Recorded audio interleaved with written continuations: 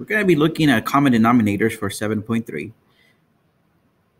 Now, for example, numbers-wise, once again, I'm looking at the denominators. I'm just looking at the bottom part.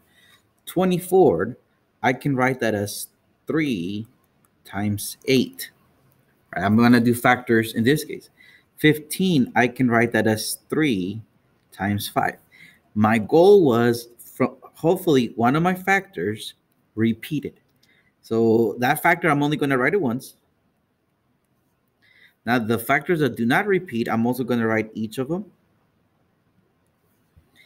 And the least common denominator is the product of those three numbers. So I'm going to go 3 times 8 times 5. That is 120. And that is the smallest number that both 24 and 15 go into. Now, looking at letters like example B, numbers-wise, 8 times x, I'm going to call this as 2 times 4 times x. 10, I'm going to call that as 2 times 5 times x. I see the 2 repeats and I see the x repeats. And then once again, the non-repeating factors, I'm going to have to write them all. So I have 2 times x. Once again, those are the repeating factors. And I have times 4 times 5.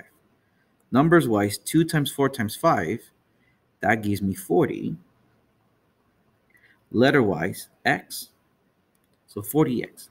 One easy way to do it, and numbers-wise, we can do that easily. Letter-wise, we go with the highest exponent. In this case, they're the same, but we go with the highest exponent. Looking at this, numbers-wise, 6 and 4. 6, I'm going to write that as 2 times 3. 4, I'm going to write that as 2 times 2. I see a common factor, 2. The non-repeating factors, I'm going to write them all. I'm going to multiply those numbers, 2 times 3 times 2. That happens to be 12. So numbers-wise, the least common denominator, the smallest number that 6 and 4 go into is 12. Letter-wise, r to the third. I go once again with the biggest exponent. Looking at this example, the first fraction, I'm looking at 5 times m. So my factors.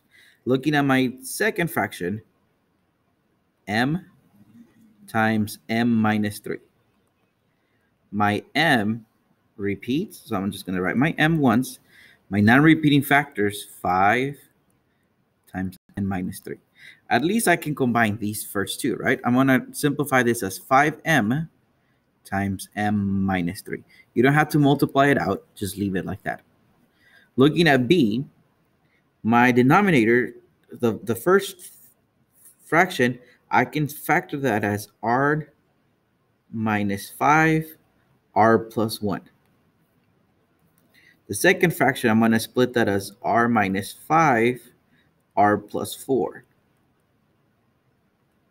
My third fraction, I'm going to write that as r minus 5 times r minus 5. I see a common factor, r minus 5. So I'm just going to write that once. Then all my other factors, let me rewrite this one. All my other factors, I will have to write them all. So I'm going to write r plus 1, r plus 4, and r minus 5. Now, you see that repeating factor. If you want to, mathematically speaking, that is correct. But we can simplify that as r plus 1, r plus 4, r minus 5 squared. Either way will be okay for the quizzes or test. Now looking at C, my first factor is q minus 5. My second factor, 5 minus q, I can factor a negative 1, and inside I'm going to have q minus 5. We saw that in the previous section. I see that a common factor is q minus 5, and then my minus 1 on top, on the outside. Now for this, I'm looking at 3 over 8 becomes, keep in mind leaving a space, something over 40. I want to write an expression, a fraction that is equivalent expression with the indicated denominator. So I'm thinking in my mind, looking at the denominators, what can I do to 8 to make it 40? Multiplying wise, I can multiply by 5.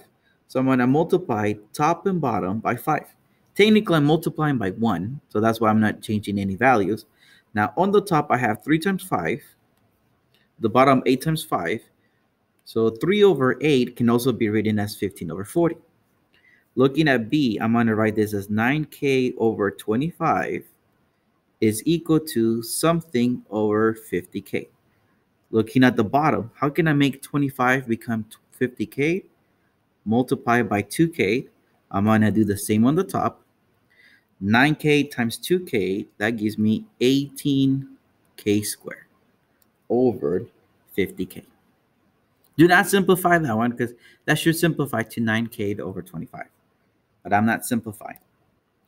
Now looking at here, I'm going to write 8 over 3x plus 1 is equal to something over. Now 12x plus 4, let me say that is 4 times 3x plus 1. Right, I factor that one out. So looking at the denominators, I will have to multiply top and bottom by 4. So my answer would be 32 over 4, 3x plus 1. Looking at my example B, I'm going to write this as 12p over p times p plus 8. Right, I'm going to factor that as much as I can. And I know this has to equal to something over. Now, this one, I see p's on all three, so let me factor out the p at least. So I have p squared plus 4p minus 32. That can be factored as p times p plus 8 times p minus 4. Okay, so looking at my first fraction, the factor that I'm missing is p minus 4. So let me multiply top and bottom by p minus 4. So I'm going to do 12p times p minus 4.